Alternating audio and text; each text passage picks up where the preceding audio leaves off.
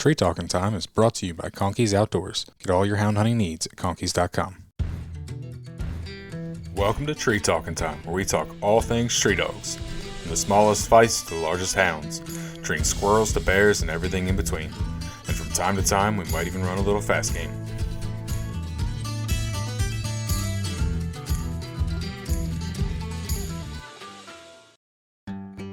Need reliable housing for your animals? Animal Housing Solutions in Mayo, Florida builds custom coops, kennels, and shelters that are strong, durable, and designed with your animal's comfort in mind. Whether you need a large-scale kennel or a small custom chicken coop, they've got you covered. Quality craftsmanship, great service, and solutions built to last. That's the Animal Housing Solution promise. Check them out at Animal Housing Solutions on Facebook. Animal Housing Solutions, where your animals come first. Your dogs deserve the very best, and that's exactly what Elite Nutrition Canine Products delivers. Packed with premium ingredients and backed by science, their formulas are designed to boost energy, support joint health, and keep coats shiny and strong. Whether you've got a working dog, a hunting partner, or just a loyal best friend, Elite Nutrition gives them the fuel they need to thrive. Don't settle for ordinary. Choose the nutrition your dog deserves. Find Elite Nutrition Canine Products today and give your dog the Elite Edge. Go to shopeliteglobal.com and use the code TREE10 on your next purchase. Hey, Mr. Jones, how are you? Hey, brother, how you feeling today? I am doing great. Good. How are you today? Oh, I'm batting 1,000. I'm doing better than most, so I ain't complaining. Good to hear. Okay, you want me to start now? Yeah. Okay, well, my name's Angelo Jones. I'm from Detroit, Michigan, born and raised here. The time I did spend away from Detroit was mostly in Arkansas. I attended the University of Arkansas at Pine Bluff, where I met quite a few coon hunters and friends, but my family is from Arkansas. Okay. So it kind of worked out. I'm married. Me and my wife, Delisa, have been together over 35 years, and I wouldn't be able to do anything without her. Mm-hmm. And I have 3 children. My oldest one is a dentist, and she's residing in Georgia now with my 2 grandkids and my son-in-law, Patrick, and Camille. She's still here in Detroit. She's has a bachelor's of science, and she's in law enforcement. And Jet Jones, Julian, my son, who you met, who's the coon hunter. Mm-hmm. He majored in fisheries biology, and he was just a heck of an athlete in high school. And he also played baseball and Nice. Played minor league baseball. And Oh, wow. he's just a super guy. Yeah. And I'm so proud to be able to say to have another generation of coon hunting in the family. Oh, yeah. And he's the one who handles the dogs mostly right now. Mm-hmm. I hunt, pleasure hunt all the time. But when it comes to competition, that's strictly Jet handling. And he's been doing a super job. I give him all the praise, and I'm just thanking the good master for all that. There's so many people that I owe debt to. I just wish that people had the hand that I had in this life if I was gone tomorrow. Mm-hmm. I would just hope that for everybody, not just in general, even coon hunters. Yeah. I had a swell role with coon hunting. I've met some beautiful people. I was raised up by some beautiful people that I call folks that have raised me. Mm-hmm. Evan Fletcher, known me since I was a kid. From James Caldwell to Herbert Gullich, who was still with us, and James Morton.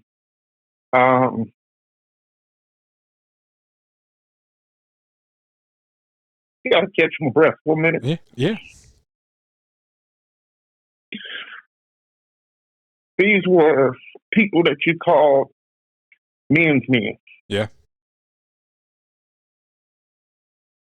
If I get a little upset, it's not because of anything we're talking about, other than a debt of gratitude to these folks.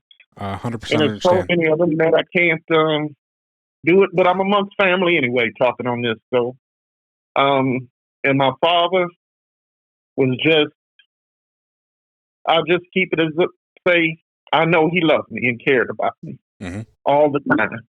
And nobody in this world has had a better life than me.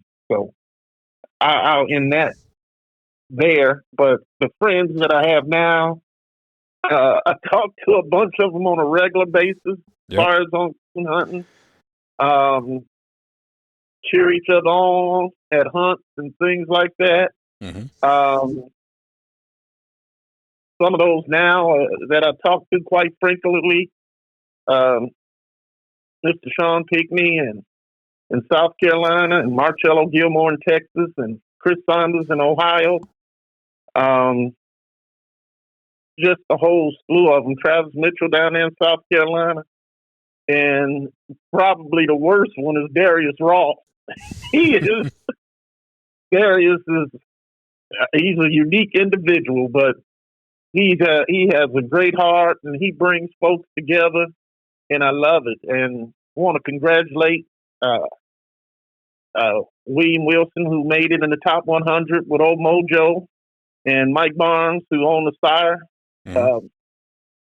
with Possum. And I tell you, we go back to James Morton, and I just like to mention James Morton because he's such a unique figure. I think and I hope that one day the Black and Tan Association will come together and realize that it's an era that this man is not in the lifetime members. He was 2-time president, 3-time vice president, served on the board many a days, and it struck me. And all I could do was think about when I saw you at Autumn Oaks is James Morton, because there was no one sitting at that table. And when James Morton was living and capable, that wouldn't happen. Yeah. He was a representative of Black and Tans. I don't care about competition hunting, dogs, anything else. He had probably as much as integrity of any man that I ever set foot on this face of this earth. And for him to be a member, we were just lucky to have him for the things that he did and create, and were able to push. He was able to, through James Morton and Ron Harris of Texas, inspired me. And I think probably one of the, if it's something I ever did in coon hunting, it wouldn't be winning any particular major night hunts or anything like that. It would just look up and say that with their foresight and help and thought, Ron Harris, we talk every night down there in Texas, and Ron, we always try to think of things that would make it better. Yeah, he was instrumental down there with Guy and them in the Longhorn. He worked very hard with them, and we would just throw things out. And I was explaining to him at that time that it was very difficult for a lot of coon hunters in Michigan. A lot of them were auto workers, and they worked around Detroit. They lived around Detroit, and a lot had to travel to go hunting. Yeah. So it was difficult to compete in state races and things like that, just because of travel time. Yeah. So we were throwing it around, and I looked up and I said, man, it would be something if we could cut those hunts down to an hour. And he said, why not? Ron looked up and said, why not? You know, he said, you could do that. Yeah. And we started looking at some things and putting it together. And I went to Larry Meeks and Mr. Roy. And they looked up and they said, Angelo, I don't know if that's going to work. I don't know if guys going to go for it. And at that time, I had been elected state president for PKC in Michigan. Okay. Mike Lennon was before that, and Mike Lennon was after me, who did a great job. Mike must have been president for 30 years maybe. But he's passed away now, but Mike held things together, did a great job. But in between that time, for about 6 months, I was state president. And we were putting that 1 hour hunt together. So Mr. Larry Meeks and Mr. Roy looked up and said, Angelo, we're going to give you opportunity. If you make it work, then we'll input the 1 hour hunt. Mm-hmm. So I got on the phone and got to calling, and I tell you what, the Wayne County Coon Hunters of Romulus, Michigan, Wayne County, Michigan, they stood up, and just to name those guys off, that first hunt we put on, I think we had 36 dogs. Wow. And Terry Wadnecki, who has a traveling dog hauling service now, he is always talking about that. He's always saying it was like a carnival coming in. And I was just thinking of ideas because we had to make it work. So I would go to local dog food distributors, get a bag of dog food, ask people, vendors, hey, can I get a coon spoiler donated? Yeah. And we would have 50-50 raffles before the hunt. And we had, maybe we put on that first year, 15 of them or so. Oh, wow. And we never had one complaint. We never brought back, most of the time after hunt, guys were coming back to the club. There was no leaving. Guys got there before the hunt, and they were hanging around there after the hunt. Now, because it was like one big party. Yeah. I remember you just said it. A lot of the reason you wanted to do that was because of like traveling to hunt. How far do you travel to hunt? On a nightly basis, Mondays, like tonight, I normally don't hunt because I'm in my brother's a dentist and I work for my brother. Okay. And after weekends, we have a lot of emergencies coming in. It gets to be a long day, so I just cancel out Monday, period. Okay. And we're hunting 3-4 nights a week, and we're trying to get the dogs to some hunts, which gets difficult because I work on a lot of Saturdays and Jet's working on a lot of Saturdays. But our travel time is normally 2 hours. Jeez. We look at, and we have to base our hunting a little bit differently. Mm-hmm. Because everything is time effective because we got to get up and go to work and everything. Oh, so yeah. Our travel time, getting there and getting back, sometimes it's a little over an hour. And we factor that in. So we try to get the dog in there and get in a couple solid hours of hunting. And then getting back home where you're not just overworked, where you can get a little bit of rest and get up and do it again and give a good effort for your employer. So, as opposed to you going to sleep and doing these things on the job, I can't be going to sleep in nobody's mouth or anything like that. So it's that's it, and that's how those hunts started, the 1 hour hunt, and to see how they blossom. Yeah.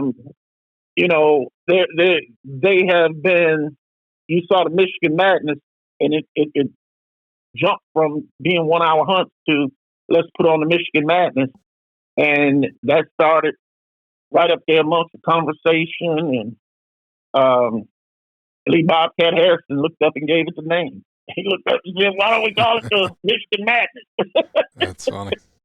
And even UKC's adopted them too, and I think the 1 hour hunts are very popular among both registries.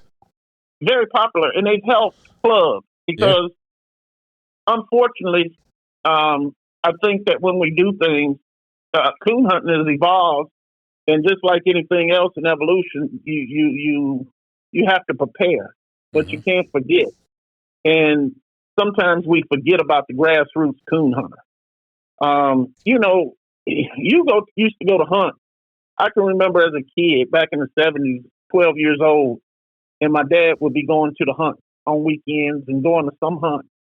And we would, it was like an event to me. If I was not playing baseball or football or something, I had opportunity to go, and you would get to see these people. And I was so prideful. I could walk past Dave Dean, and he would always look at me and pat me on the head and say, "Hey there, little brother." You know, he had these shades on and that black hat and some coveralls on. God knows what was up under it. So he was always friendly and well spoken, and always made me feel comfortable, as so many other men did. From Ron Thomas and Willard Prey, who I met, and Willard probably one of the oldest Black and Tan Association members I know. Still hunt with him pretty often and talk to him pretty regularly. He knew me when I was just a little kid. So I'm 60 years old now.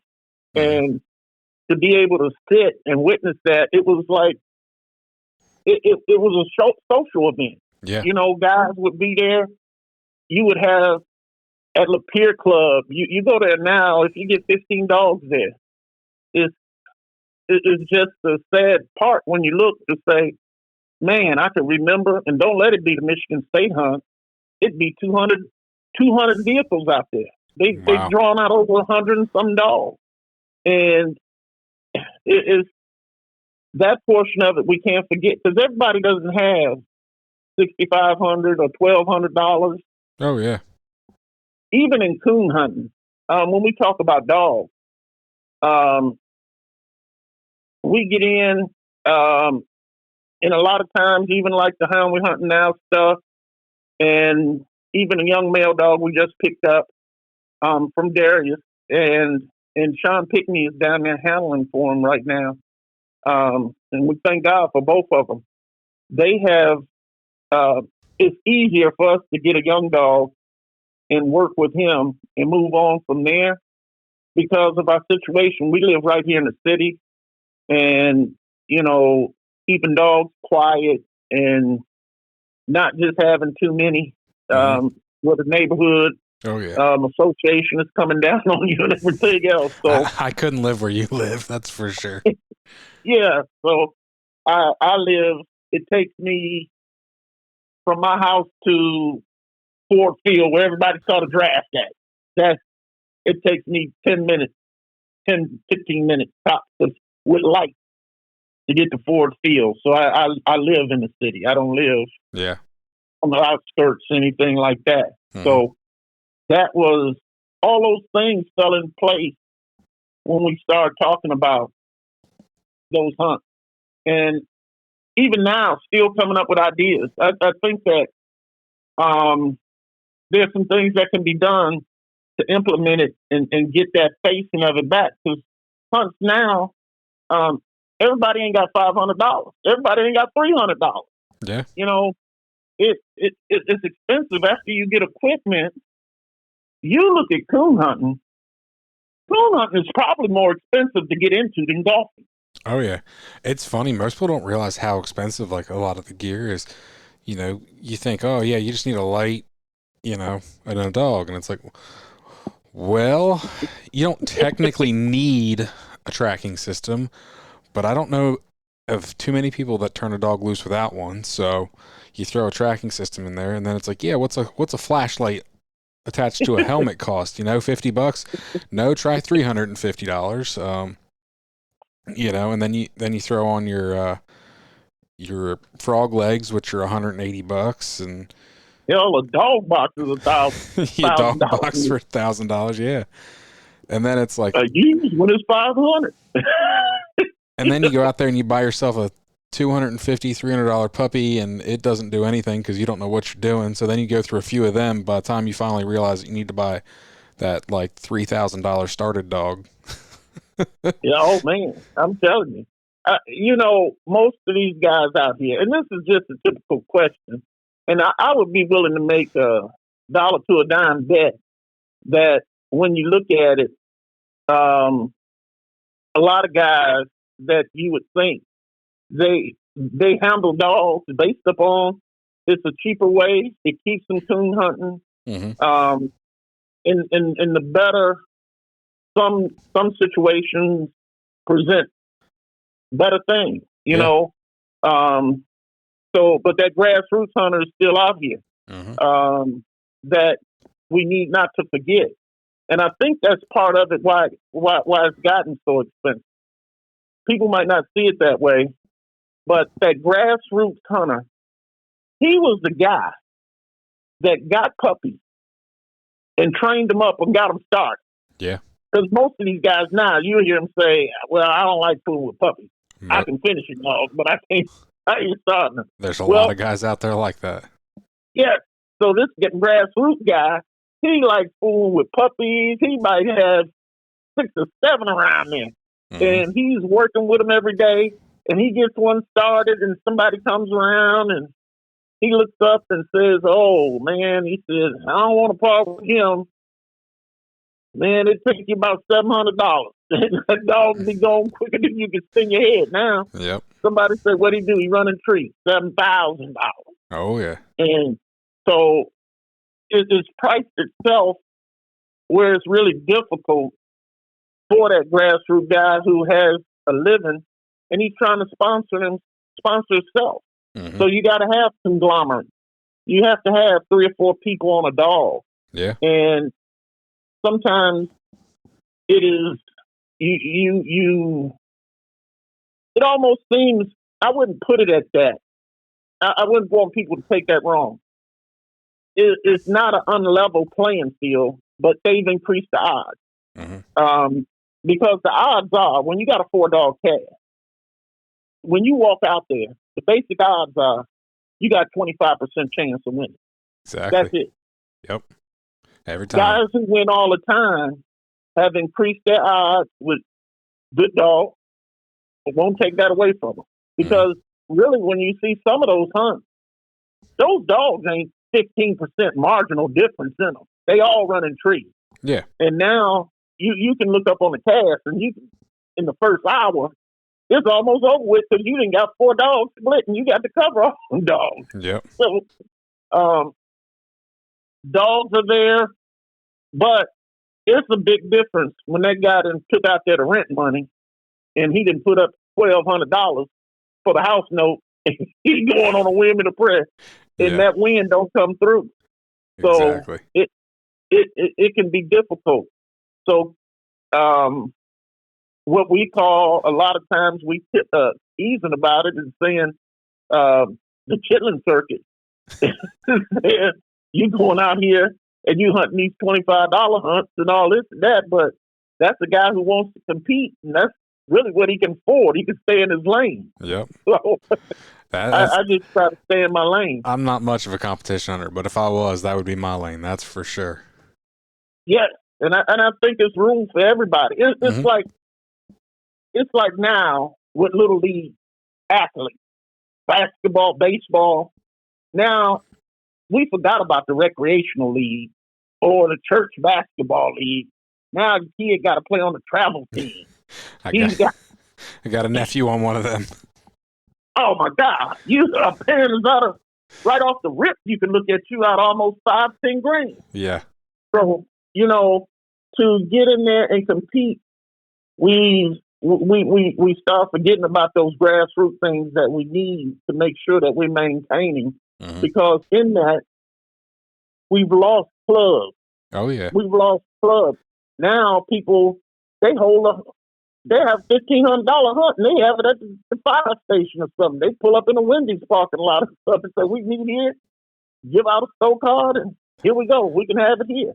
That's something my club has been struggling with. We've been, a lot of our members are kind of middle-aged young guys with kids, and we're all kind of struggling to always be at everything. And it's like, we don't have the membership to be putting on a bunch of events and to keep the taxes paid on the clubhouse, and at least not easily. It's been a struggle the last couple of years, and it is. We're trying to bring people in, and it's like, what's the allure of joining the club and helping out? And it's like, because if we're not here, if we don't all join together and help out with keeping this club here, guess what? We're not going to be having hunts. So absolutely. We have to remember that and how important it is. And I think that UKC has opened up a little bit with the UKC World Hunt still holds a degree of prestige. Mm-hmm. You will see the Tournament of Champions, and really financially and everything else, the Tournament of Champions might be the best hunt out there. Yeah. Period. For guys and how they go about qualifying and doing that in the regionals, and when you get there. Marcello Gilmore made a statement the other day, and it was funny because he just came back from the UKC World Hunt, and he said, Oh, God, but buddy, I would. He said, I might become a UKC hunter, man. He said, I was never treated so good. I went to one of those events. And once you get there, they really do a great job of really bringing dogs and hunters out to the forefront and everything. But if they could, and it's in their own best interest too, and even PKC, you have to invest something back in. Yeah. And I think getting with the state president and your national board, association members, and to have meetings, have these Zoom meetings, and have to get back in touch with the club. Yeah. And finding a way to make it attractive again. Oh yeah. That you get folks in there and helping clubs do this. You know, it is coming up with things. I do, and Sean Pickney, I talk to Sean quite a bit, and Sean is a part of that board down in South Carolina. He's on the PKC National Board. Okay. And they do a fabulous job. When you start talking about the Grand American and how they set that up, and they create revenue there, and then they have a lot of, especially in January and February, they have a lot of pro sport hunts. They'll have a lot of PKC hunts. They still have quite a few UKC hunts. And I think they work at it. They really work at it. And in talking and communicating, trying to develop that, you have to have some people there that want to develop that. Mm-hmm. Because one thing, too, is a big thing that we've forgotten. I was raised a coon hunter. Now, even I look at Jet. Jet doesn't have a wood time because he was always playing football, baseball. He was busy all the time. Now he's able to do those things. So a lot of wood time he was missing out on, he's getting now. Mm-hmm. And a lot of that wood time is developed over the years. Absolutely. So we're not developing coon hunters. We're developing competition hunters. Yeah. Because nobody's just coming in because coon hunting is inconvenient. Coon hunters are calling. It ain't no choice. Because coon hunting you're doing at night. You talk about these young guys, nice, handsome, good-looking guys. They want to take Susan May out. She want to go to the movies. She want to go eat dinner. That and is here true. you talk about you going out there in the middle of the night with some dog and making us feel like he want to go out with a dog than me. So we did that, and it wasn't based upon competition. Mm-hmm. It was, we just loved it. Yeah. And I think that we've lost a little bit of that. And it's a number of other factors, but we have to find some way to balance it out. Mm-hmm. We have to get young people to understand that competition is not always how you grade a dog. It's not how you grade a coon hunt. Mm-hmm. You know, if you just imagine that guy who, he's not getting the dog ready for a hunt, but every night he cutting it, buddy. Yep. He getting up and he loading that hound up and he cutting it just because he wants to be out there. Yep.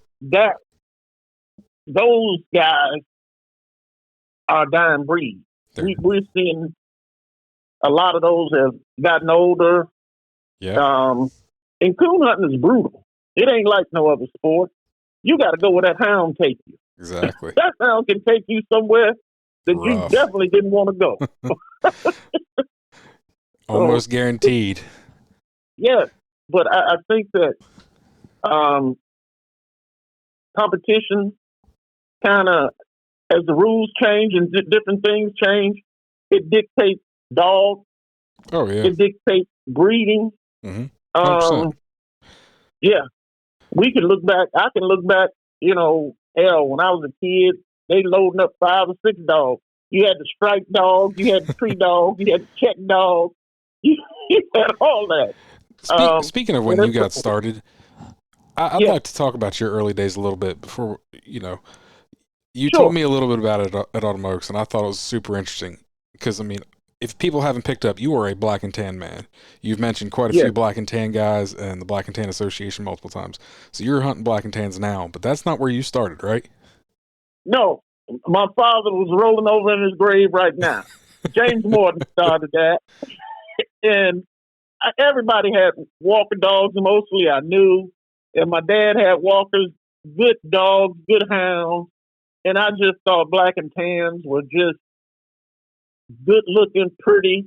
And I wanted to win the world hunt with some other than a walker dog. Yeah. And that's what I was thinking. And Ron Thomas and Ernie McCleary. Ron Thomas, beautiful guy. Oh man, hunted with Ron a number of times. And he was out there in Marcellus, Michigan. Later on moved up in Ottawa. But he was Hilltop Black and Tans, and he had a hound when I seen him when I was about 12, Hobo. And I loved Hobo. And Hobo had a little walk in him because he had a big white chest in his middle. Yep. But I loved Hobo. And they made a cross, and my first dog, my first hound was Bottom Line Black Sadie. And she was out of a cross that Ron Thomas and Ernie McCleary did, and D.W. Wright. And they only had 2 pups. And they gave me the female pup. Nice. And I was in college, actually, at that time. And my dad and Evans Fletcher Slim, that's how he's always known as Slim, they did most of that training on that hound. I would come home from summer getting ready because I played football in college. And I would be home, and I took that as part of my working out. I would get up and run in the morning. The dog be running with me, and yeah. And then we go out hunting that night, and I tell you, it was something. And my dad always said she thought she was a walker dog. That was her problem.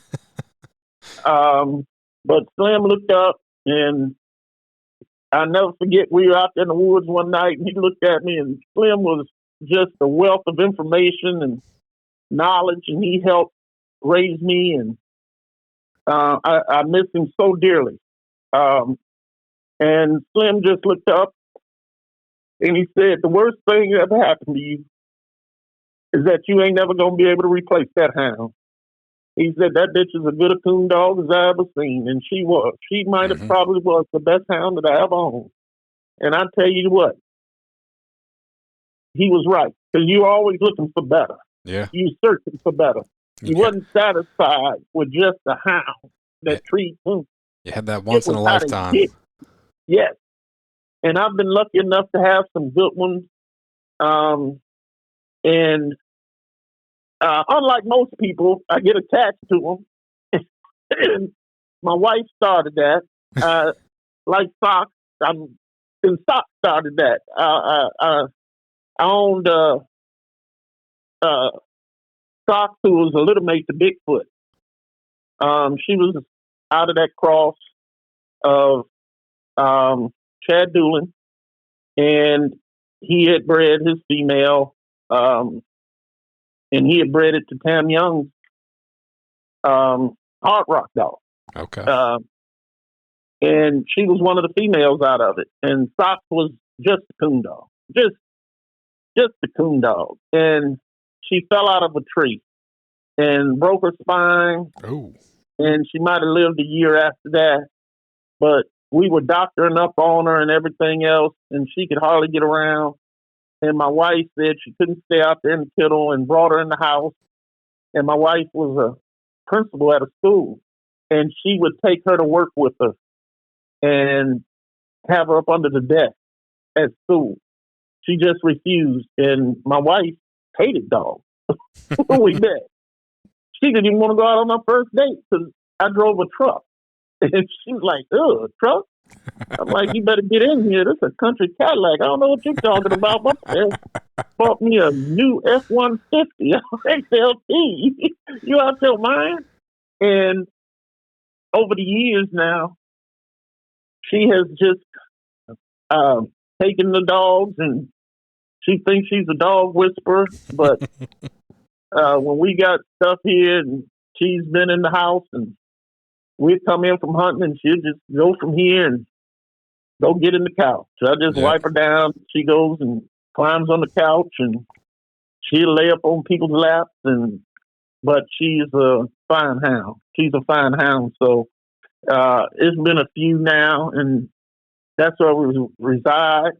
And that's Yep. people get to laughing at me. But when I get one that I like, I'm not looking at selling them.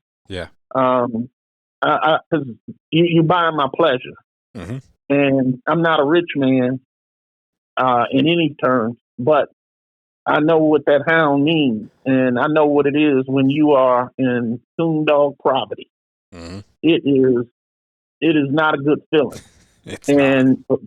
But when you got one that I don't care who it is, and they look up and say, "We gonna cut heads," well, you can tell them we can meet up there on that hill, on that crossroad, and that's what we gonna do. Mm-hmm. You can cut my head, I'm gonna cut yours, but I tell you what, I'm bringing something. I'm packing a gun, and we coming to a gunfight, buddy. So, I like that portion of it. Yeah. So I'm not into buying, selling dogs really. So, No, I get it. Yep. But she's exciting, and now it's just good to go and watch Jet. You know, I just love how he's evolved. He's man.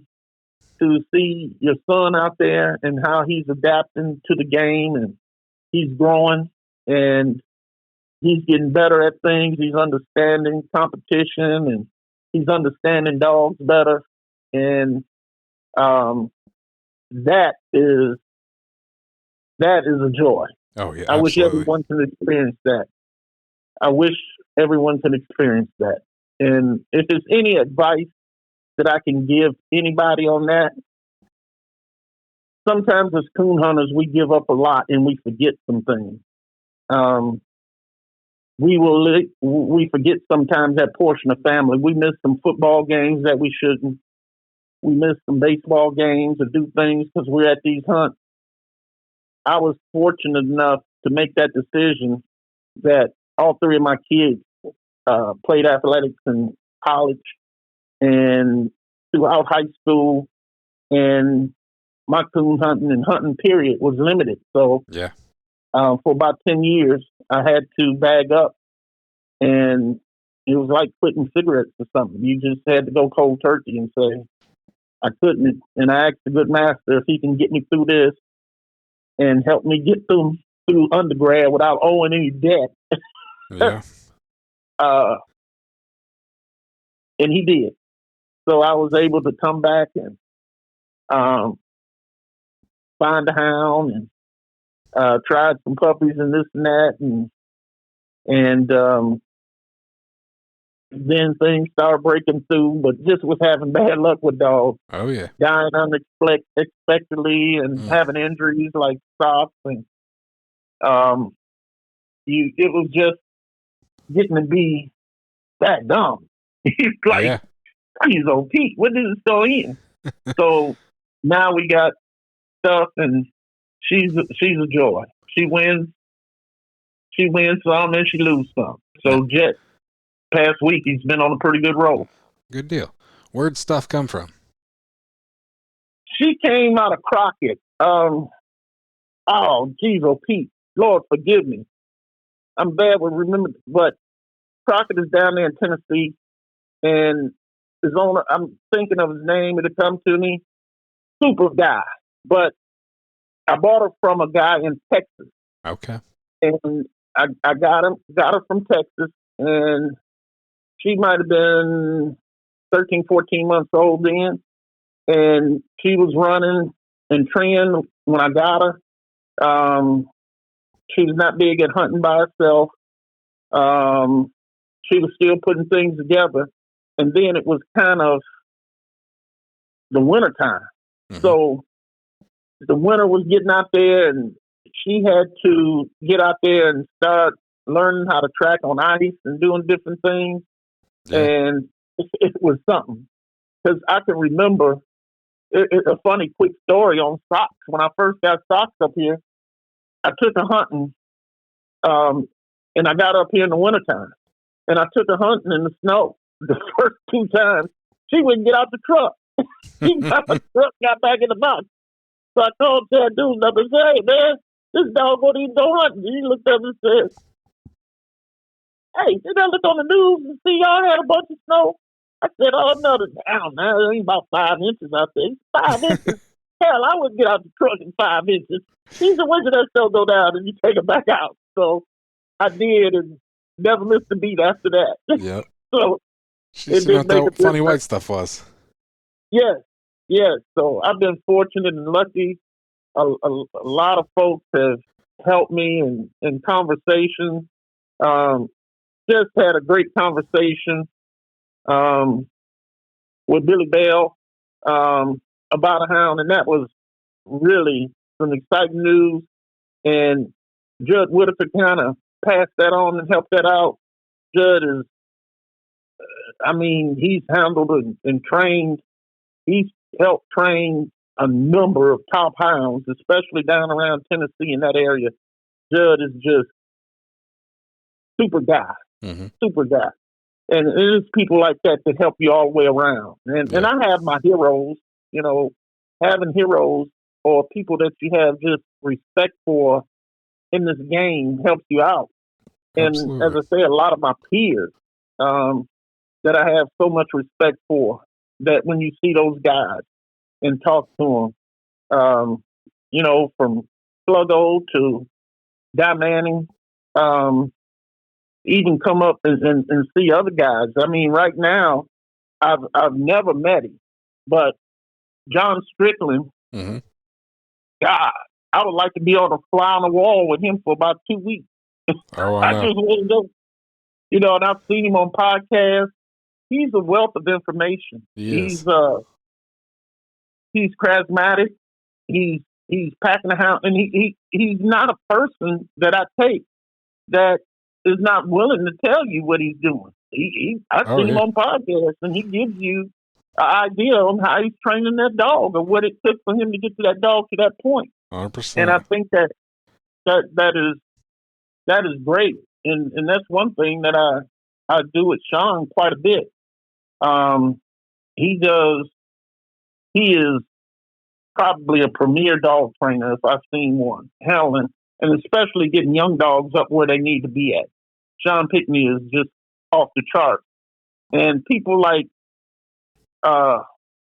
Marcello Gilmore, Darius Ross, Jet Jones, Chris Saunders, Travis Mitchell, one thing I've learned from those guys,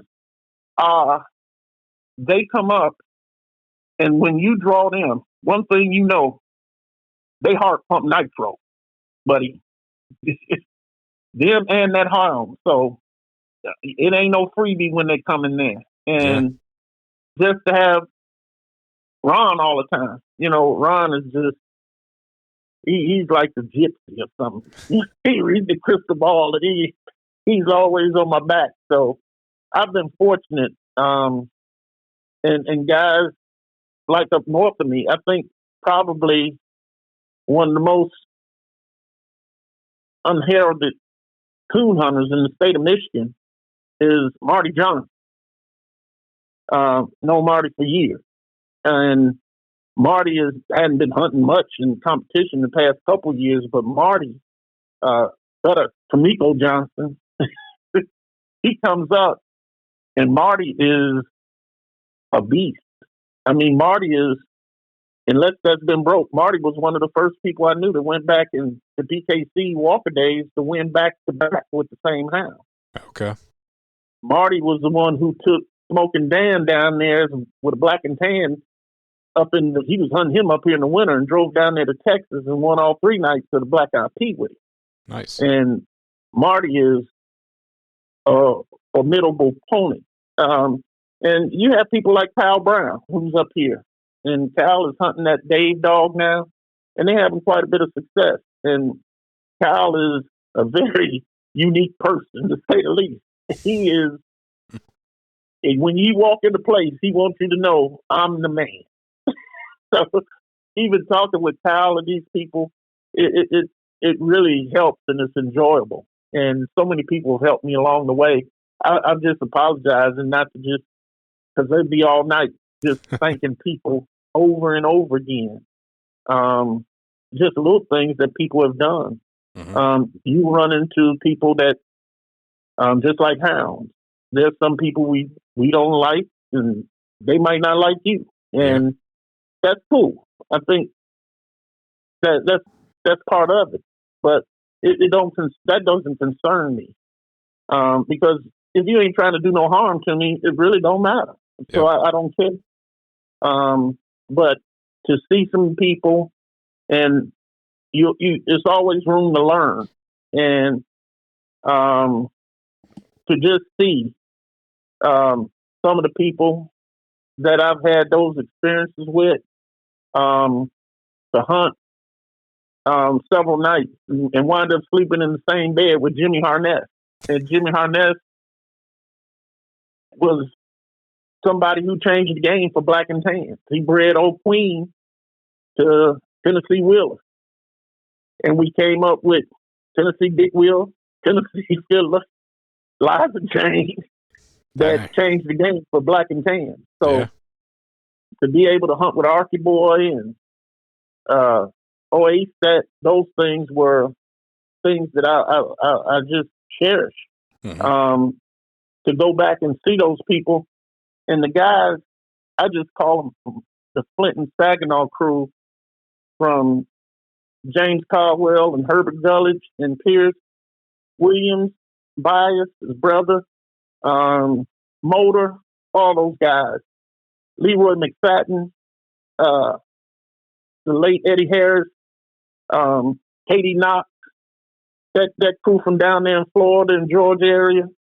Man, I tell you what, I learned a lot of things, and it was a lot of help. Even to think about my dear friend Charles Roberts, who passed away from Mississippi, who they found, passed away under a tree with his hound, Tamar, Trin. He didn't come home, and that's where they found him at. And you just didn't find better people than Charles. And Tony Walker. The people, this is the crazy part. Tony Walker took a dog, PKC World Hunt. Didn't know the dog. Rampant him came and told him that would he handle the dog. Tony took the dog, going all the way to the final. Wound up taking second. Wow. If you see one of the most popular hunters out there hunting right now, you see his hat, Ace Deuce, and all that. That was a guy named Tony Walker that helped train him and gave him that flavor. That's Tony Walker style. That's Tony Walker flavor. Gotcha. So that is, it's just a lot of guys that, so many of them that I just need to pay homage to and thank. I get a chance to even see Leon Dunn, who slowed down quite a bit, was president. Him and John, they both were presidents of the American Black and Tan Association. Still talk to them now. Not hunting as nearly as heavy as they did, but wealth is just knowledge, man. You can never get enough of it. And then just running across guys that just touch you.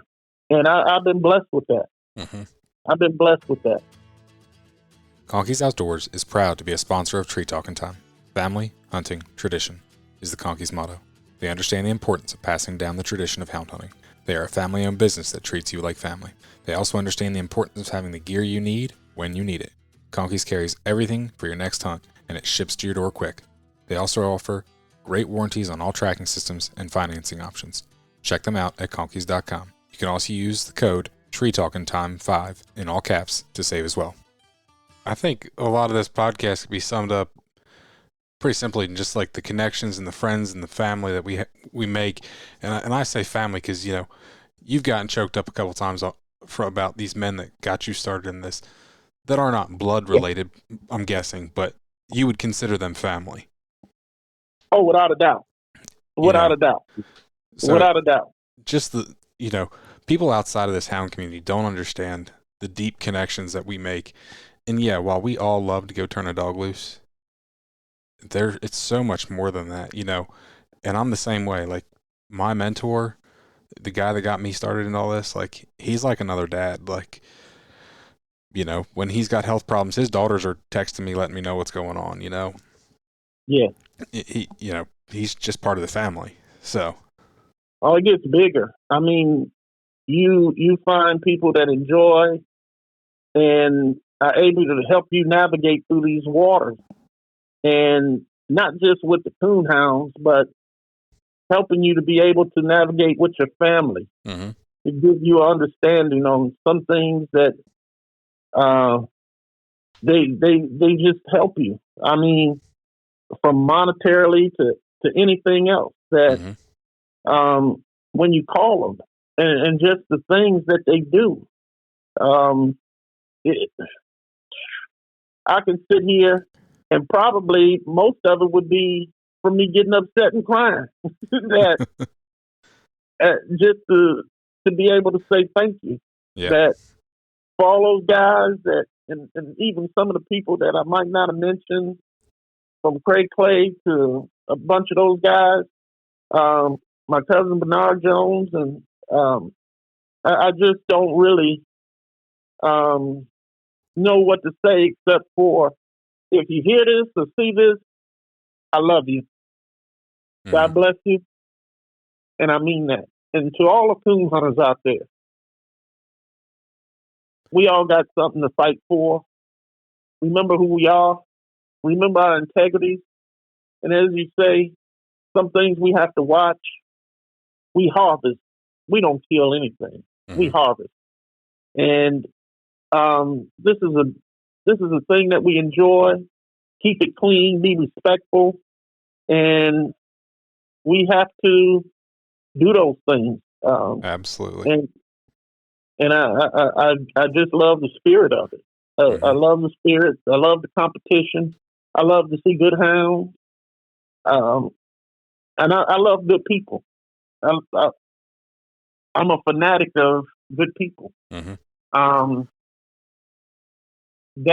is something that I truly enjoy. So that is very evident.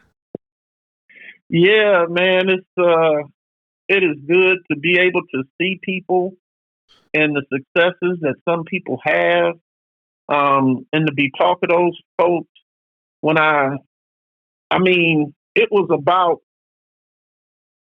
13 of us on the phone at one time when Marcello won that 100,000, and we watching that, and you thought we were watching the Muhammad Ali Joe Frazier fight or something. And it was just, it was just good, and the support and the funness, and that's happened at a number of times with hunts and different things. The support from guys that come up and doing those things, no matter how little or how big it is.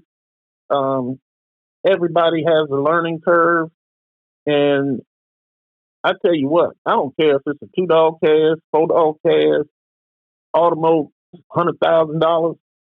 If you win a cast, you accomplish something. Absolutely. You accomplish something. Don't sell it short. Don't sell your hound short. Don't sell what you put into it short. I really, man, I tell you, it is so much, and this conversation can go on all night. I tell you that. It wouldn't be it wouldn't be a problem. I do 100%. love, and I appreciate I appreciate you for even giving me this opportunity. I appreciate you coming on. This has been great. Because I just feel in this business I'm a nobody. I hadn't done much other than maybe looking back and people look and having that conversation. And Pal Brown had that conversation with me. And he just looked up, and him and Darius were on the phone, and they looked up and said, "Man, you changed the game." What are you talking about? 1 hour hunts, man. Everybody, this is like a fixture in coon hunting now. Yeah. And nobody knows where it comes from. And I said, well, it wasn't just me. It was support and a lot of people behind it. And they had done it before. because hunts used to be 3 hours. Mm-hmm. But it was a thing that hunting territory is cutting down, dwindling down. Oh yeah. For progress, I was just talking to Judd on that. He's got it. I don't know how many top flight calves. When they get down there in that part of Tennessee, they're looking for Judd Whitaker. And now Ford is building a new plant down there. It's progress. It's going to help a lot of people.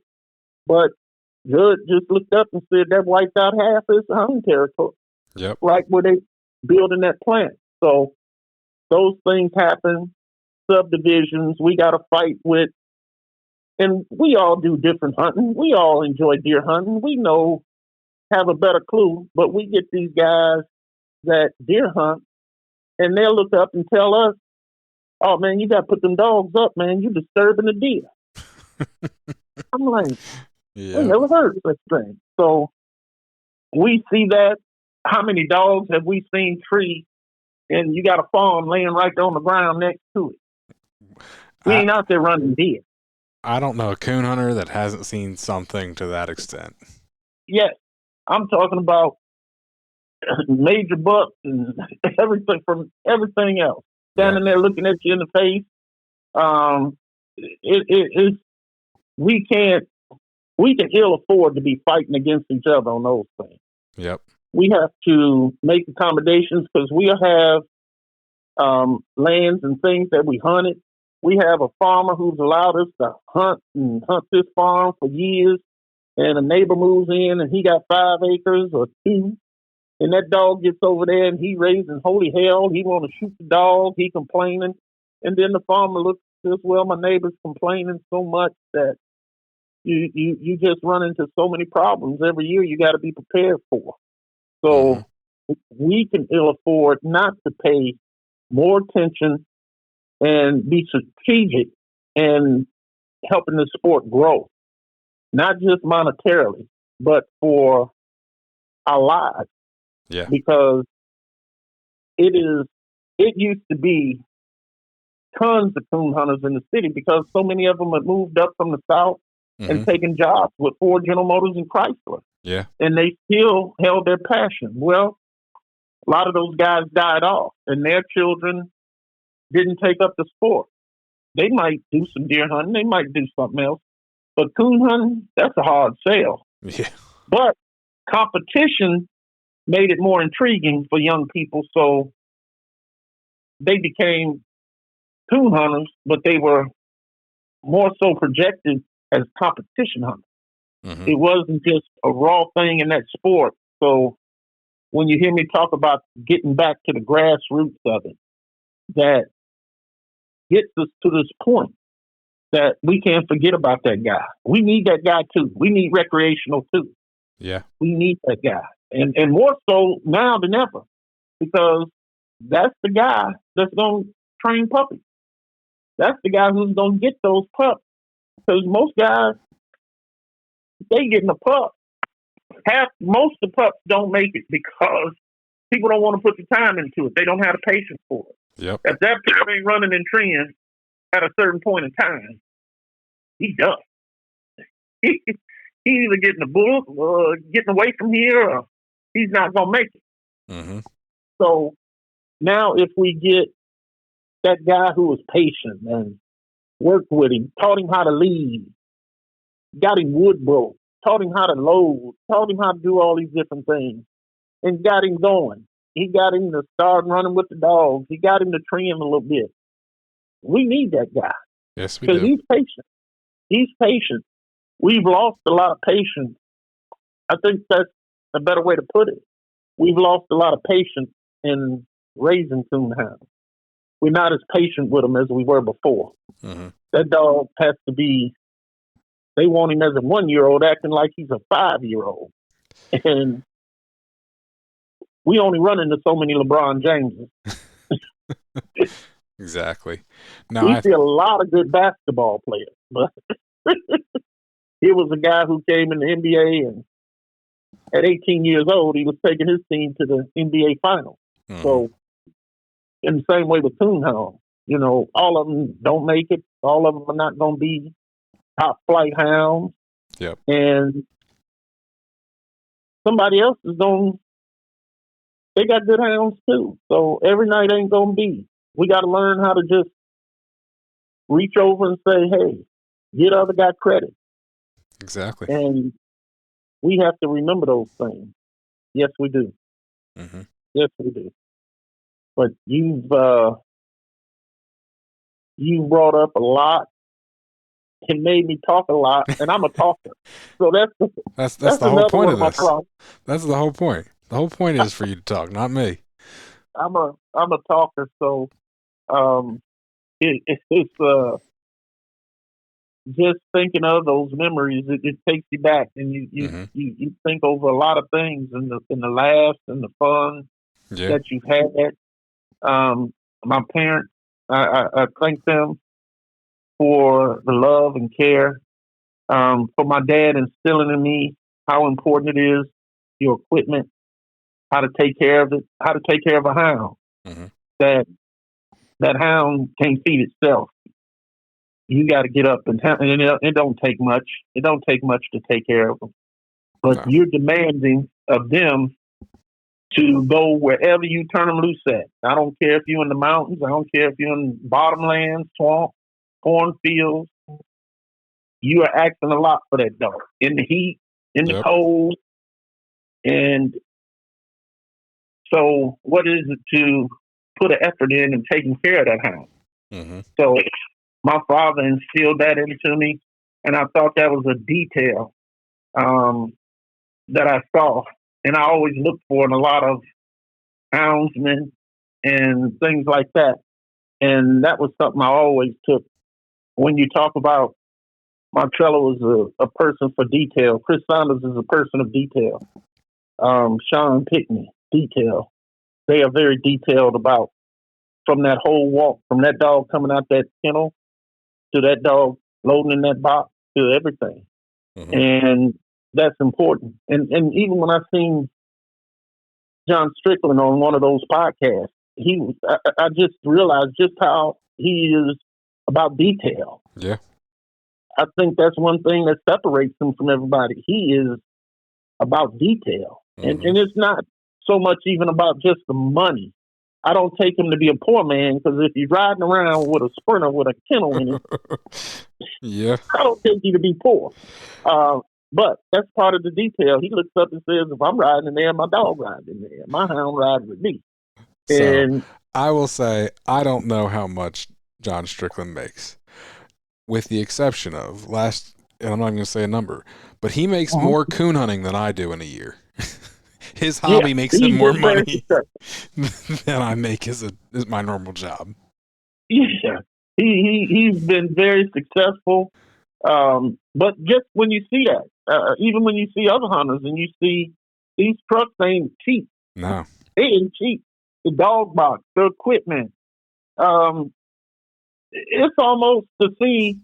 You can watch some of those podcasts, and it's almost like a fashion statement for coon hunting. You talking about they ain't just got a belt on; they got a leather belt. That leather belt with those pouches cost $200 some. The Jet got one. Yeah, and your boot, everything. You're looking at it. So your attire, your whole approach. So it's a fashion statement. That the whole 9 yards. Your equipment you use, and we talked about that from tracking collars to hell. You talking about before the dog gets started. Yeah. Most guys now are running 2 tracking collars. So you're talking about they already got about $700 on their neck. There's been plenty of times that the dog I had in the woods was not worth the collar that was on it, and the only reason it came home was because I had to get that collar off of it. Yeah. And you talk about the unit, and you talking about before you step out that truck. You got equipment, and you talk about trucks and miles on them, going to hunts and things. Oh yeah. So you can rack the miles up going to hunts. That's for sure. Oh man. So we never look at tire rotation, oil changes. Just all that is a factor in, and hotel stays, just everything. It's something. This is not a cheap sport, a cheap business. It is something. And I've been fortunate enough. When I talk about James Morton, man, Morton was probably the neatest coon hunter I ever saw. He had all his stuff packed up in place, his truck. And James Caldwell, this is the honest God's truth. Anybody who knew Caldwell will tell you this. Him and Marty hunted together a lot. Herbert, we were laughing about that. Caldwell, where he hunted at, Caldwell knew where every car wash was at, where he hunted at. And Caldwell had hundreds of spots.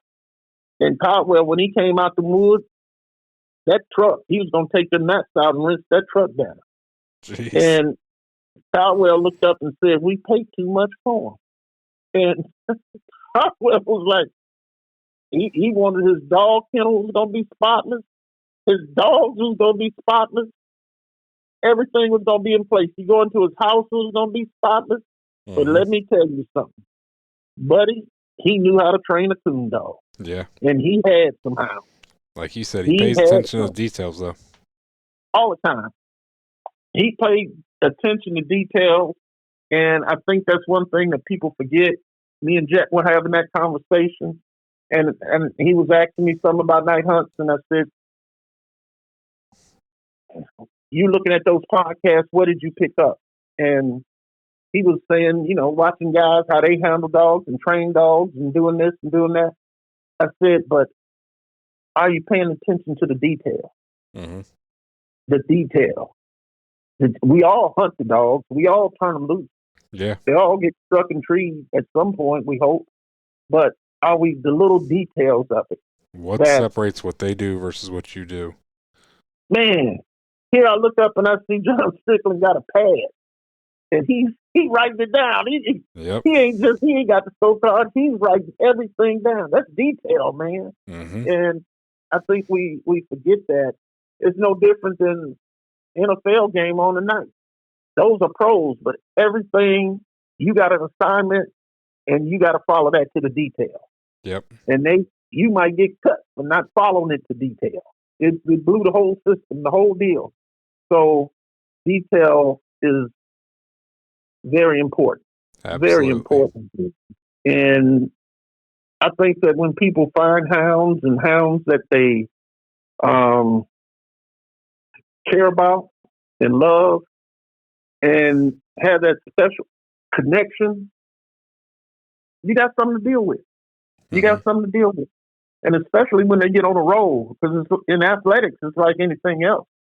You get a baseball team on a roll, you got Tigers is a perfect example. Tigers had the League One and fell apart. It happens that way with hounds. Sometimes, we get on a bad roll. And we see that. But I think one thing is paying attention to scorecards. When you look at those scorecards, you can see a lot of detail in them. And a lot of dogs, they lost. That's all. You looking up, and I've seen scorecards where you looked up and you've seen dog treat 3 coons, this dog treat 2, this dog treat 2, this dog treat 1. And you're looking up and saying, but ain't none of them made no errors. You don't see minuses. You might see some circle trees or something, but ain't no errors. Mm-hmm. They was cutting heads. You out there with 4 hounds, buddy. And people, we look out who came out the winner, but it's not to say that hound didn't have the capability of winning. He might not have had a strike. Yep. He might have took a 25 and a 125. So that's part of the detail. Yeah. And it's just a lot of evolution. I think that we see a lot of things and we go, even to go back in the history. I even look back when it was, before it got to be big money hunts, it was just a pro hunt. They would have them from state to state once a month. And that was cutting heads, buddy. Mm-hmm. That was a $300 entry, and that was like huge. Yeah. That was a huge entry. And if I'm not mistaken, down there in Texas, Ron and Diamond and all them, they came up with the idea that helped revolutionize some things. That you had those hunts like the Spring Classic and the 5,000 and Walker Days and some of these major hunts that PKC will be putting on back in the day.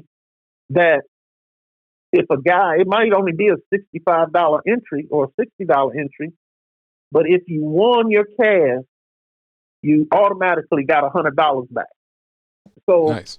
that was revolutionary. That changed how a lot of people looked at things and participated in it, because if I won my cast, I qualified for the world. I already got that $100 out the way.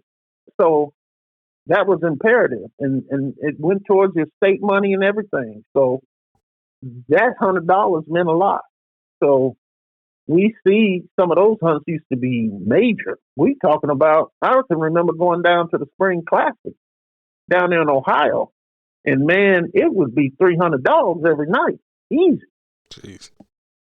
It would be, and they would have maybe a $1,500 added purse, maybe $2,000 sometimes, but that was the thing. And it was gradually done. And as people came up with more ideas and start trying this and trying that, then they said, hey, the more revolutionary things came up. Hey, let's have 16-dog hunts. Mm-hmm. We just going, hey, let's put on the Black Eyed Peas. Everybody come up and they're going to put up $6,500 and we going to cut heads. Yep. If you win your cash, you got a chance to win some money back. Because you're going to wind up in the Final Four. But you got 3 nights to do it. So most of those guys entered, they felt that they were going to at least win a cash one night. Yep. But it don't always go that way. 100%. So, if I lost $6,500, hell, y'all just have to carry me on out, because I done laid on the floor and passed out and died. I'm right there with you. So, but I commend those guys. I do not knock it, because you're able to play in that arena. I can never read a man's pocketbook. Yeah. And it's good it's good all the way around. It's good for entertainment. It's good for a lot of things, but we still have to remember that grassroots guy. Yep. We can't lessen that because a guy can ill afford to participate in that arena. Mm-hmm. And I think sometimes as coon hunters, we shun that. And I think we should not do that. Mm-hmm. I think that we should look at it. Take it in this instance. If your kid played baseball and he was a 10 or 12-year-old kid and he's playing on the recreational league and he's coming up playing against your neighbor's team where he's been playing travel baseball since he's 10 and everybody on that team is loaded. Yep. They coming up. And for the kids who couldn't afford it, they got 1 or 2 players that they pooled together to pay for him. And buddy, when he get up on that hill, everybody's gonna they was gonna have trouble. So that's kind of how that game goes. So you can't knock the rec league. Exactly. And then people get better. Hounds get better. Yep. That hound shouldn't be the same hound at 2 years old at 5. At 5, he don't make a lot of mistakes. At 2, he's gonna make some mistakes. Oh yeah. 5, he ain't gonna make mistakes. He's when you turn him loose, he's a machine. Mm-hmm. You know what he's gonna do. And when he does something out the ordinary, that's what it was. He did something out the ordinary. And we've all sat there and say, that damn dog ain't never did that before. That's for sure. We all have. That's for. Yeah. And I'd like to say that I appreciate, again, if I hadn't already said, the guys that do put out the podcast and take the time to interview people and get different perspectives and get those things. And I just tell you, Ben, I think that you reached out and we met at Black and Tan Days, I think, one year. Yeah. And 4 years ago. when I saw you at Automotive, I wasn't expecting it. I was just sitting there eating a hot dog. You came up. I know. And I was like in awe. I was like, me? Who am I? What is it? And, I was just kind of like, man, you make me feel special. You make me feel special now. Well, man, I really appreciate you coming on here and doing this. Like I said, I really enjoyed this, and I think you've shared a lot of wisdom, and you've hit on a few points multiple times that I think a lot of people need to listen to. And like you said, we need to make sure we're keeping those coon clubs and that local level, and those the guys that are starting out with puppies and that grassroots level that you keep talking about. We need that, because you can't start out playing at John Strickland's level. You can't. You can't. He's got a great deal of wood time. He has years of experience, and he's gotten it down to a science. Yeah. From even the dog that he knows, how they get it and handle them to see. And the thing that I would look at from some of these guys, I would look to say, I can look at a Dustin Weed to a John Strickland. Dustin Weed can bounce to be handling different dogs, and he's very successful at that. John Strickland is focused on what he's hunting at that time. Yep. And it don't vary until it varies, until he moves on to something different. Yep. And so you have different guys. It is very entertaining to see these guys. They are very popular in the coon hunting world. To see one person that I give a lot of credit to, and he's been in this business for years, that is overlooked, that he has made it a family thing. He's been very successful, is Jeff Stoller in Ohio. Stoller has come up. Jeff has gotten his kids involved. Yep. And they are formidable opponents when you deal with them. Even his little daughter now. He come up, and that is a very unique system. And he's kept that in the family. He's been competitor for years. So I know for the past 30 years or so. So to see those guys doing that and how they go about doing it is just nothing but love, man. But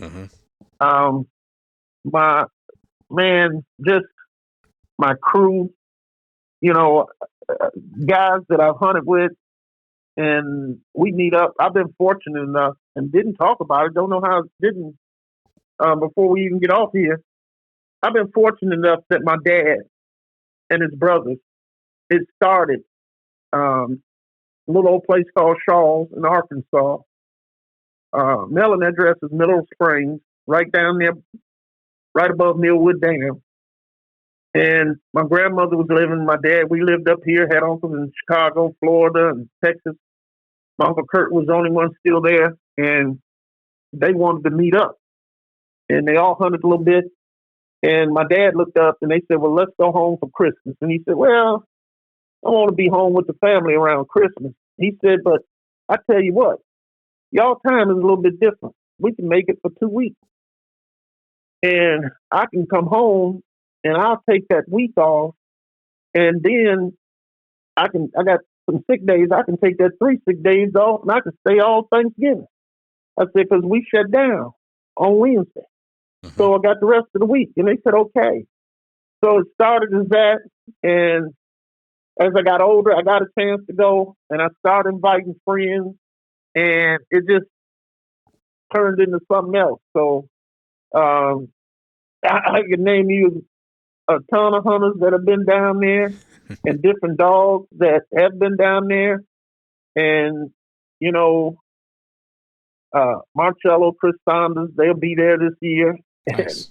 And, Darius Ross, they'll be there. And we come up and we have a great time. Ron Harris and everybody is getting there. I don't know if Sean's going to be able to make it because of family duties, but it is really a great time. And we do those things. Bernard is mostly getting everything. My cousin Bernard Jones is getting everything set up and doing a lot of hosting and stuff. So Mhm. we just take it as if we sleep, you sleep. If we eat, you eat. So we all get down there and we eat and talk dogs, and we have a great time. Sounds like it. Yeah, Mike Barnes comes, and William Wilson has been down there with Mojo, and so great play. So a number of good hounds you had the opportunity to see and fellowship with people, and um, nothing but love.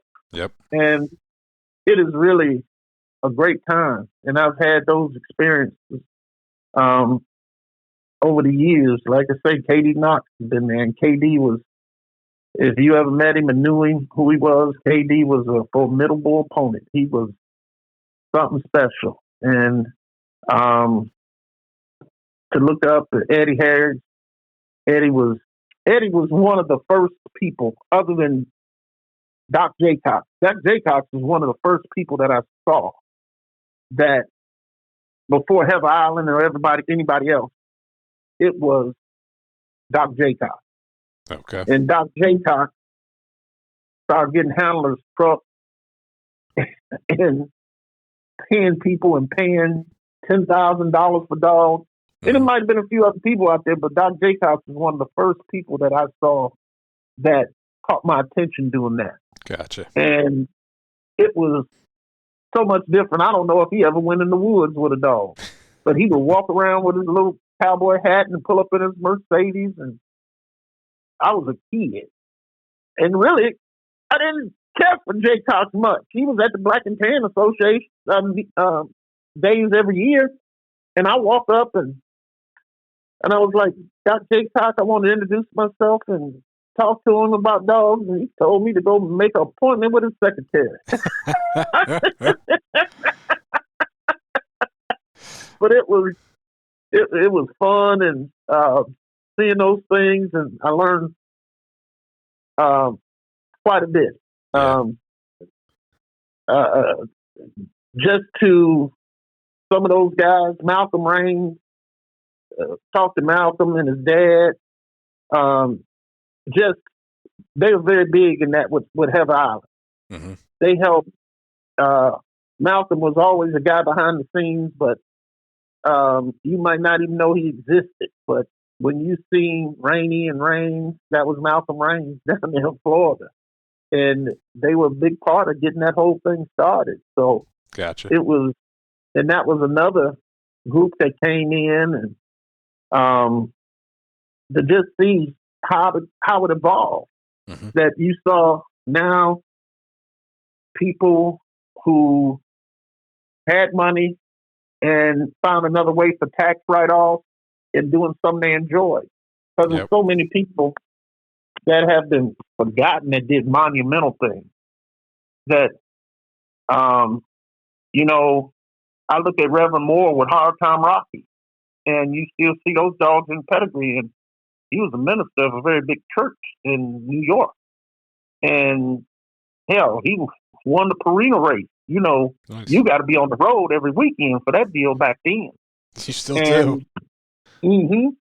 And the very first one, Walt Holston, who lived in Toledo, Ohio, and Walt's Diamond. He finished second to Night Heat, and they were in a race all the way to the end. And Diamond was slowing down, and they couldn't figure out, and took him down to Doc Kelly in Addison, Michigan, and Doc Kelly had diagnosed him, and he had cancer. And he lost, I think, by 40 right at the end. But you don't hear blue tick people talk about old Diamond like that. I mean, those dogs accomplish things, to see. And we forget. I don't hear blue tick people as much talk about Dave Dean. I mean, when you talk about blue tick, that's the first thing coming to my mind. Dave Dean, he did some historic that he went from Hammer 1. I don't know where he finished that, but it was in the 30s. The whole march, that's for sure. Yeah, you made them Grand Night champions, and you went from there, and you did these things. So those things were some unique things that you seen people to even look at PKC if we look back in history, PKC was actually evolved by black and tan men. Jarvis Humphreys was a black and tan man. Yep. Sam Young, probably Guy Manning is probably one of them who has a number that ain't still in double figures or single. I don't know what Guy's number is, but your PKC number determined when you started. Yep. That number never changes. So we don't have many people that are walking around with a number talking about like 56 or something. Yeah. It's amazing when you see those 3-digit numbers or something. I'm in awe of it. And now, you'll see a guy look up and say, what's your PKC number? And mine is like 36,000 or something like that. So I feel definitely old. Yeah. But it's a great thing, the evolution of it and what's happening. But I just think overall that PKC and UKC especially, you cannot stop thinking.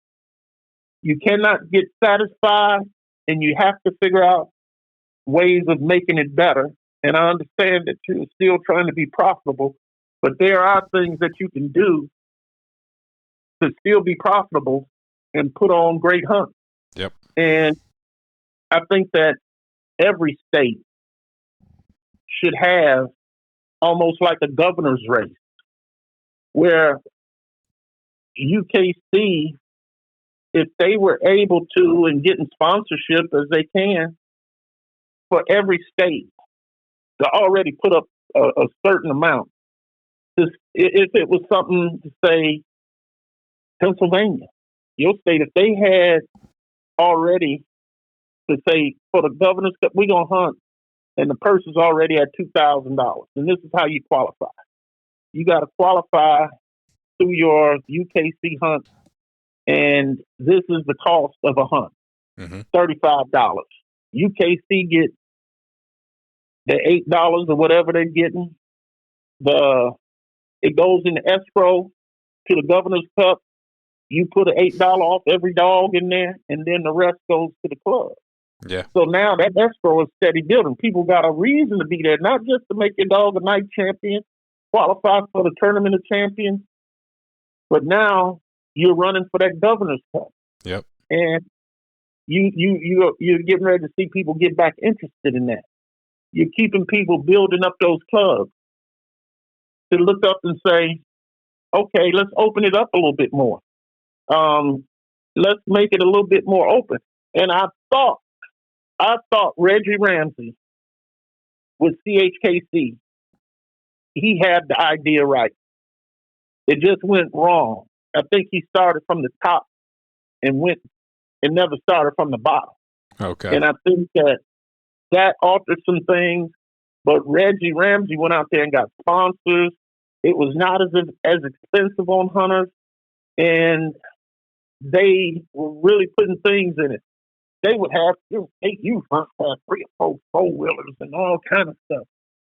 I really thought that he had a great idea with that. I really did.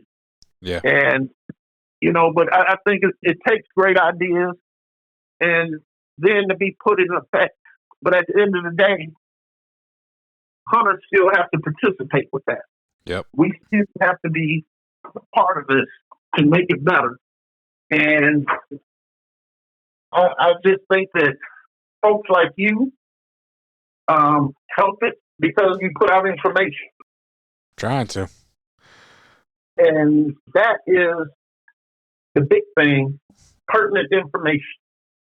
If we can continually get good, pertinent information that's passed along and still be creative and find ways for our clubs to be effective and spread that news.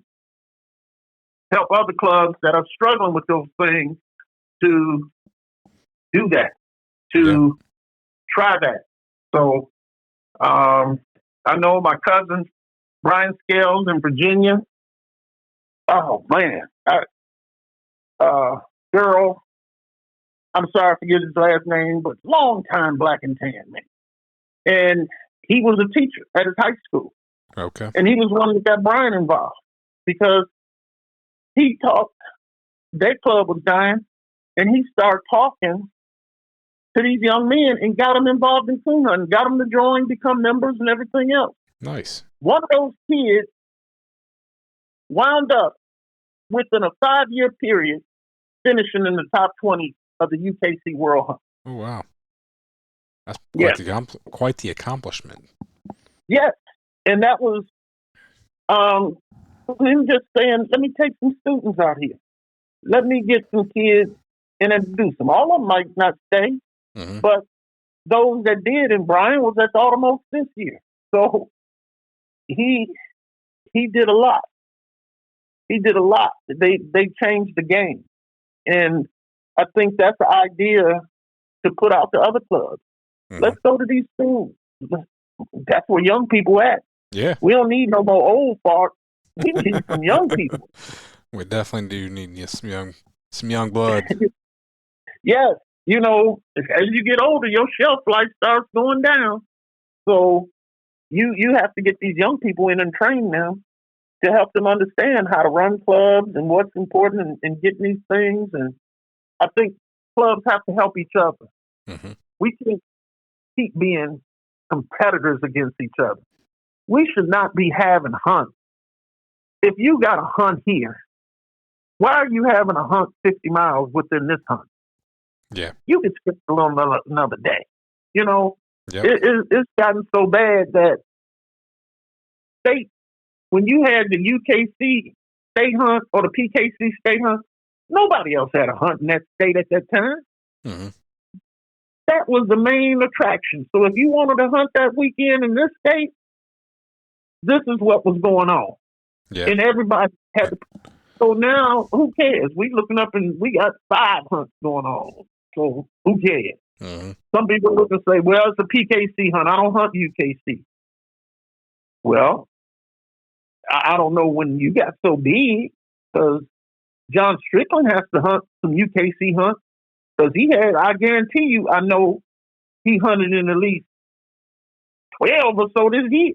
Yeah. Because he had to qualify for the Tournament of Champions, which is 5. He won the Tournament of Champions, which is another 5. He had to qualify for the World Hunt, which is another one. And he had to win another 5 or 6 to be the world champion. So if it ain't above him, I don't think it's above nobody. Yeah, for sure. Yeah, so it is opportunities. It is room for both. And we have to, we can't do this by cutting each other's heads. Yeah. That's not going to be it. We have to understand where we at, and that it's imperative that we have to hold hands and help each other. And that's what we have to really have. We have to come up, and I think some states show you some real can help other states. And I think other clubs in those states should be looking to help other clubs, not just worry about themselves and say, well, we got it going on. That's on them. We just going to run roughshod over everybody. We don't care. As long as we got what we got. Well, no, we can't let them clubs die. We got to support them. We have to support them. Exactly. If we don't, in Michigan, we used to look up, there's clubs everywhere, even from me to Detroit. You know, I could go to Belleville, I could go to Romulus, I can go to places within an hour and a half.